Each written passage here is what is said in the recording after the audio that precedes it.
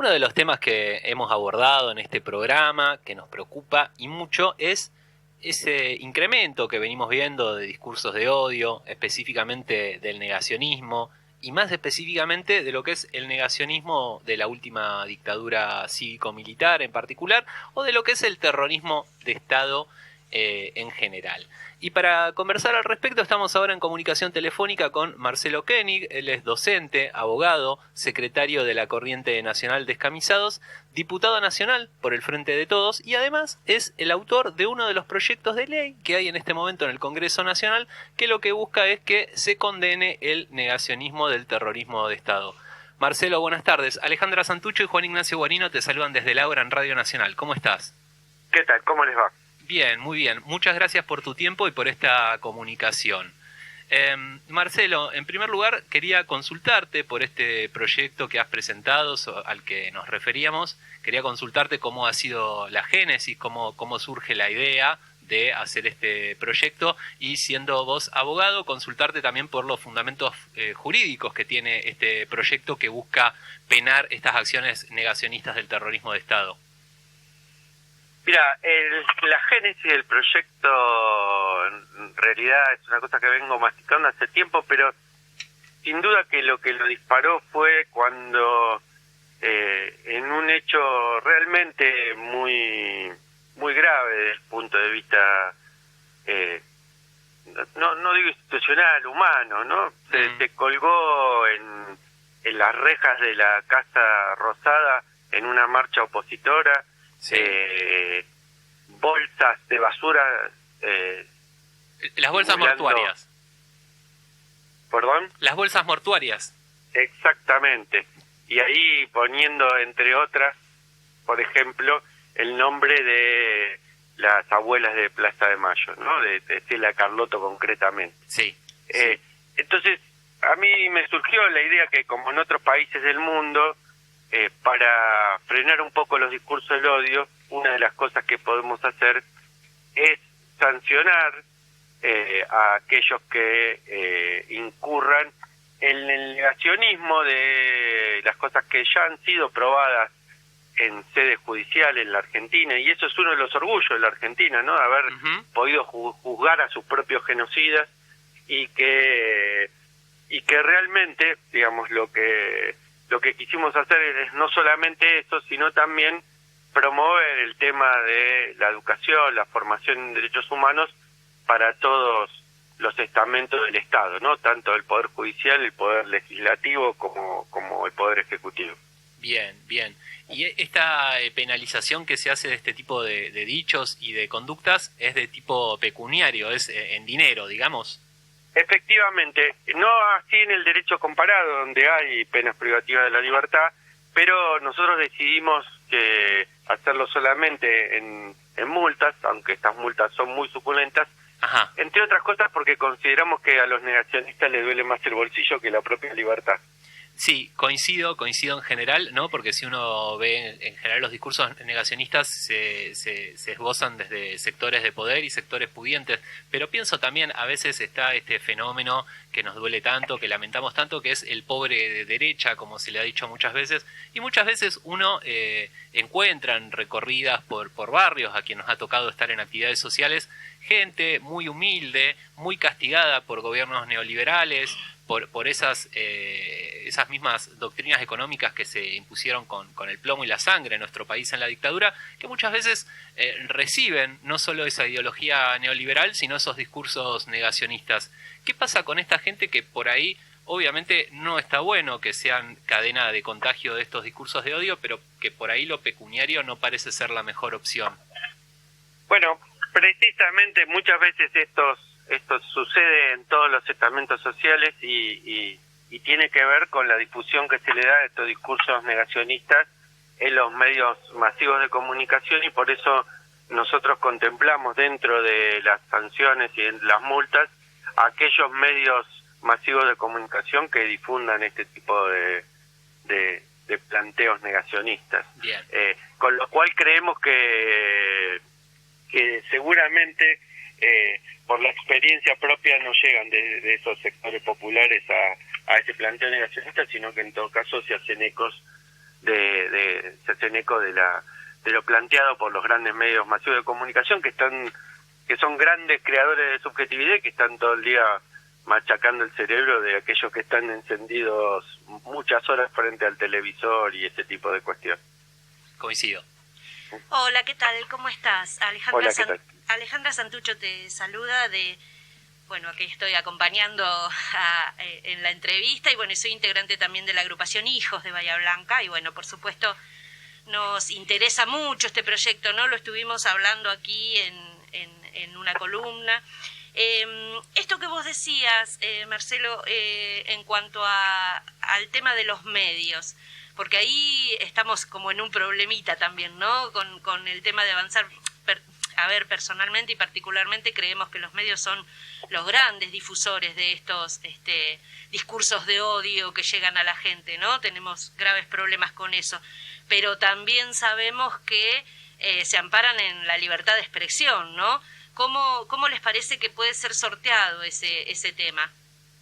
Mira, yo creo que en esto hay una cosa muy clara, ¿no? Que es que como todos sabemos, a partir de la reforma del 94, los tratados de derechos humanos tienen rango constitucional. Uh-huh. Y uno de esos tratados que firmó la Argentina es el llamado Pacto de San José de Costa Rica, que es el Tratado Interamericano de Derechos Humanos. En uno de sus artículos, creo que es el 13, dice expresamente, contiene la cuestión de la libertad de expresión. Pone en su inciso primero que es la regla es la libertad de expresión y plantea en el inciso quinto algunas cuestiones que me parece que son en las cuales encuadraría esto que nosotros estamos planteando.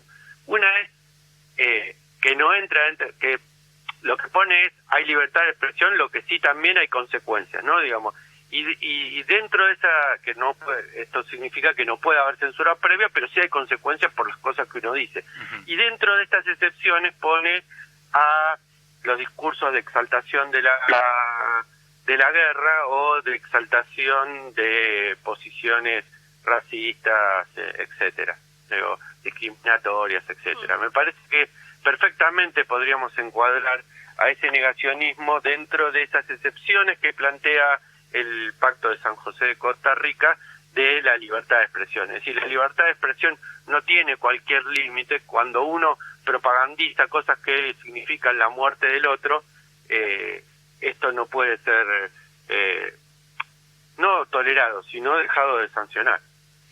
Y yo te quería consultar si se encuadran dentro de estos dichos o hechos que buscaría penalizar este proyecto de ley, esta frase que dijo en su momento Joaquín Morales Solá, deseando un país sin kirchneristas, más allá de que sean kirchneristas, macristas, ¿no? Está haciendo referencia a la desaparición de un grupo político y concretamente del que gobierna, que es más de la mitad del país. Digo, de alguna manera velada está pidiendo un genocidio. Sí, igual no se encuadrarían porque lo que nosotros planteamos, como es esto también lo recomienda la Corte Interamericana de Derechos Humanos, que los tipos penales no sean abiertos, sino que sean cerrados. ¿Esto qué significa para que nos entienda la audiencia? Es que no sea una cuestión muy general en qué consiste el delito, sino que esté expresamente dicho qué es lo que es delito y todo lo otro no es delito, ¿no? Digamos, porque seguramente los discursos del odio son muchos, y ahí sí. Vos pusiste un ejemplo dentro de los tantos ejemplos que hay de discurso del odio. Pero acá lo que se refiere es específicamente a la negación de los hechos producidos en la Argentina entre el inicio de esa dictadura y el fin de esa dictadura y la recuperación de la democracia. Bien. Y en particular también se le agrega la cifra de los 30.000, porque en esa cifra hay un particular ensañamiento que va analizando la cifra. Lo que se pretende es tratar de relajar o de poner en cuestionamiento la existencia misma del genocidio. Es decir, en este caso, en el caso específico que vos me planteás, no se aplicaría la ley o esta ley. Me parece que sí hay unas cosas que sin duda que sí se aplicarían si tuviésemos jueces y fiscales atentos a esta cuestión, que es la instigación a cometer un delito. Ajá. Porque hablar de un país sin kirchnerista es en parte eso. Claro, coincido. Sí, Marcelo, nada, pensábamos, ¿no? Sabemos que dentro de, por ahí, los organismos de derechos humanos tampoco, no hay un posicionamiento único todavía, ¿no? Esto creo que debe todavía analizarse mucho más y hablarse de puertas para adentro, digo, ¿no?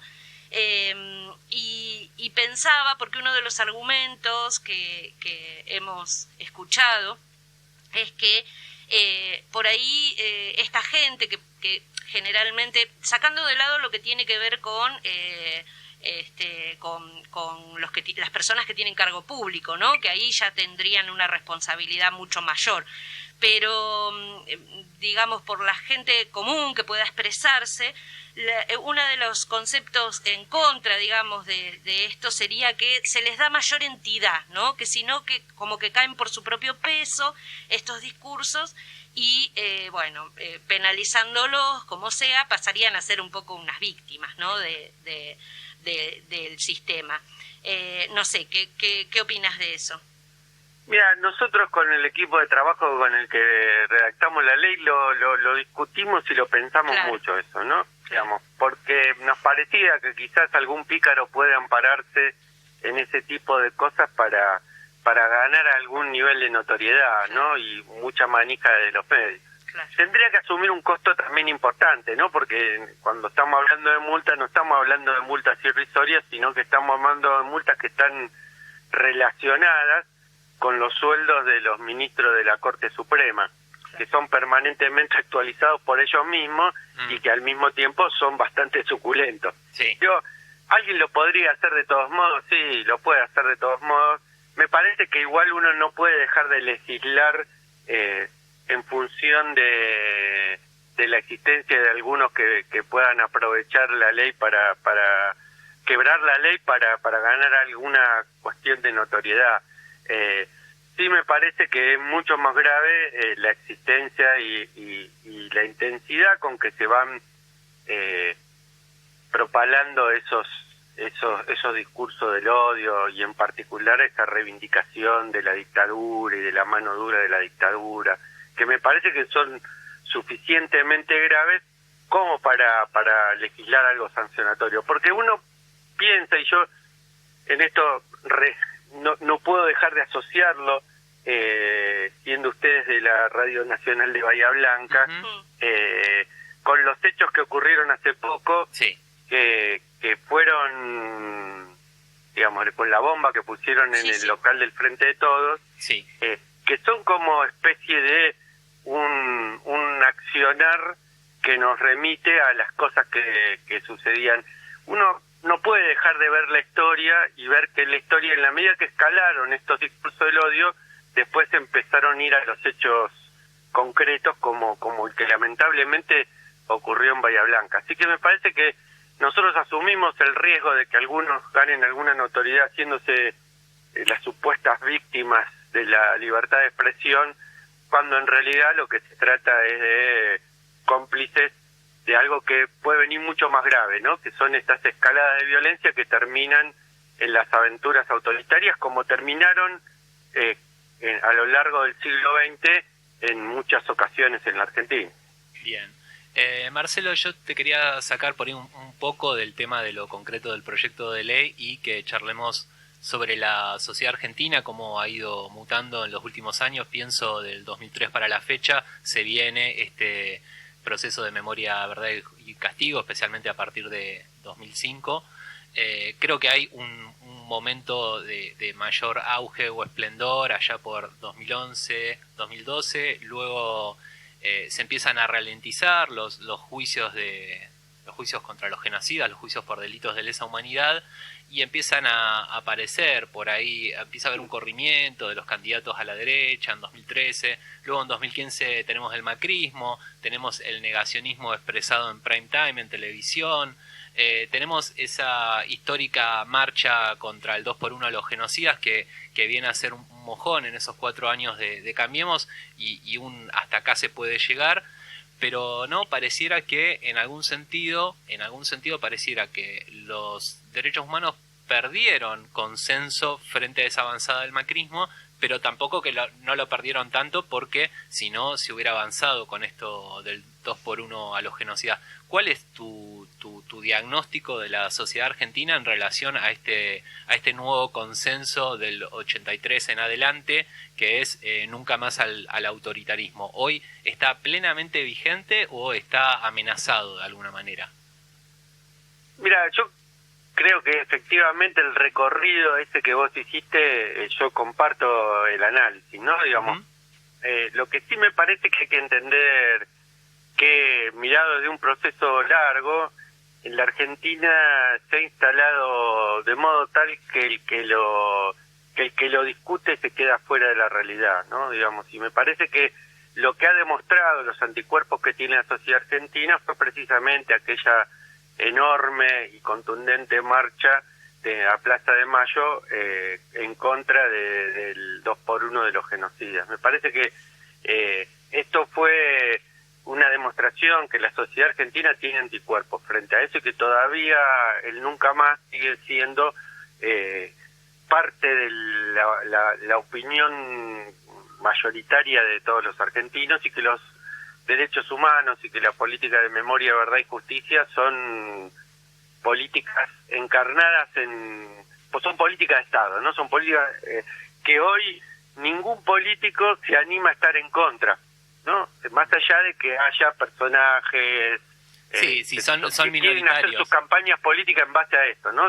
Viene a la cabeza Gómez Centurión, que andaba por los canales haciendo gala de su negacionismo, porque eso le permitía tener su minuto de fama, ¿no? Sí, es cierto. Marcelo, nos estamos quedando sin tiempo, pero antes de despedirte te quería consultar en qué estado está el trámite legislativo del proyecto y cómo son los apoyos hacia el interior del oficialismo, del bloque del Frente de Todos, que sabemos que es una coalición de distintos sectores y que a veces hay posiciones encontradas. Mira, en este caso, en nuestro bloque no hay posiciones encontradas. Esta iniciativa de proyecto de ley la presentamos junto con Cecilia Moró, que uno podría plantear a priori, viene de un lugar distinto, por lo menos del que vengo yo, ¿no? Digamos que ella viene en relación históricamente con el masismo. Después existe, esto lo firmaron más de 10 diputados que son del bloque, y existen otros 2 proyectos también presentados por otros diputados del bloque, por la diputada Munier y por el diputado Fernández de Córdoba. Y yo creo que en esto hay, por lo menos en nuestro bloque, hay un alto consenso, ¿no? Digamos, no hay mucha vuelta. Después el trámite legislativo ya es más complejo, porque nosotros ahí no tenemos quórum propio, así que cada una de las cosas que tratemos o dejemos de tratar lo tenemos que poner en una agenda negociando con los bloques de la oposición. Claro. Y ahí es donde ya se complica mucho más, ¿no? Digamos, yo espero y apelo a que por lo menos una parte, el bloque de la derecha, la parte que corresponde al UCR, recuerde sus mejores tradiciones, que cuando en tiempos de Alfonsín hicieron algo que fue histórico en relación a los derechos humanos y que de alguna manera inaugura estas políticas de Estado de Derechos Humanos, que fue el juicio a la Junta. Pero bueno, a veces es una apelación medio utópica la mía. Así es. Esperemos que en esta, finalmente sea así y la UCR retome, ¿no?, esa tradición nacional popular y con respeto a los derechos humanos.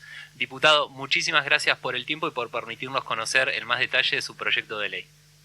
Por favor, muchas gracias a ustedes por tomarse el tiempito para salir de la agenda cotidiana y poder tratar estos temas que no parecen como urgentes, pero son temas claves e importantes para la Argentina que queremos, que es una Argentina donde todos podamos convivir en armonía, sin discurso del odio, sin nuevos golpes de Estado, sin autoritarismo y sin todas estas cosas que le hicieron tanto mal a la Argentina.